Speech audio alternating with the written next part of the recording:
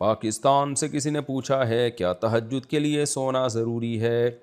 بہتر ہے، سنت جو نبی صلی اللہ علیہ وسلم کا عام معمول تھا تہجد میں وہ یہی تھا کہ آپ آرام کریں، اس کے بعد رات کو اٹھیں، بے شک بیچ رات کو اٹھ جائیں، آخری رات کے آخری حصے میں اٹھ جائیں، کچھ نیند سنت ہے اس میں، اور اس میں ایک حکمت بھی ہے۔ حکمت یہ ہے کہ جب نیند سے بیدار ہوتا ہے نا انسان تو دماغ بالکل فریش ہوتا ہے، عبادت میں دل لگتا ہے اس کا، تھکا ہوا آدمی کیا عبادت کرے گا؟ تو some thing is better than nothing کے اصول سے تو یہ ہے کہ اگر نہیں اٹھا جاتا تو چلو سونے سے پہلے تہجد کی نیت سے نوافل پڑھ لیں، لیکن افضل بہرحال یہی ہے کہ آپ پہلے سوئیں اور اس کے بعد پھر اٹھیں۔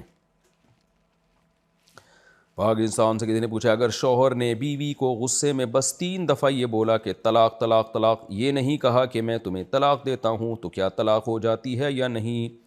غصے میں شوہر کہتا ہے میں کر لوں گا پھر جو کرنا، بیوی کہتی ہے اچھا جو کرنا ہے کر لینا، پھر شوہر کہتا ہے طلاق طلاق طلاق، برائے مہربانی رہنمائی فرمائیں۔ شوہر چونکہ بیوی کو مخاطب کر کے ہی کہہ رہا ہے طلاق طلاق طلاق، تو اس کا مطلب ہے کہ یہی مطلب ہے کہ تمہیں طلاق، تو یہ پورا سینٹینس ہی ہے۔ بعض دفعہ جملے میں ایک لفظ ذکر کیا جاتا ہے اور سینٹینس کو، باقی سینٹینس کو اس لیے حذف کر دیا جاتا ہے کہ سامنے والا سمجھ جائے گا۔ جیسے کسی نے آپ سے پوچھا کہ بھئی آپ فلاں جگہ گئے تھے، آپ کہتے ہیں ہاں، تو ہاں کا کیا مطلب ہے؟ ہاں میں فلاں جگہ گیا تھا، تو یہ پورا سینٹینس ہے۔ تو عرف میں ایسا ہی ہوتا ہے کہ جملے کے شروع کے اور آخر کے الفاظ کو حذف کر دیا جاتا ہے۔ ویسے ہی کوئی شخص بیٹھا ہوا لکھ رہا ہو طلاق طلاق طلاق اور اس کی نیت بیوی کو طلاق دینے کی نہ ہو، یا زبان سے ویسے ہی بول رہا ہو، تو اس سے طلاق نہیں ہوتی۔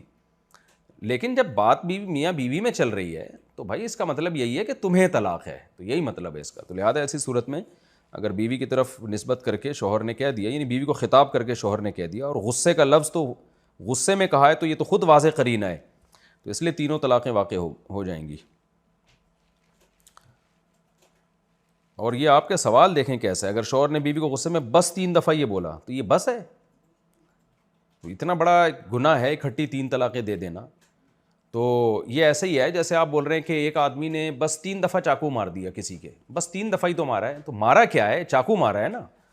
تو طلاق کا لفظ بھی ایسے ہی ہے، رشتہ ختم کر دیتا ہے بالکل یہ۔ تو اس لیے مردوں کو اپنی زبانوں کو سنبھالنا چاہیے، لڑائی جھگڑے ہر گھر میں ہوتے ہیں، تو ایک دم جو ہے وہ ڈیورس پہ آ جانا اور زبان سے طلاقیں نکال دینا، یہ بیوقوف اور احمق لوگوں کا کام ہوتا ہے۔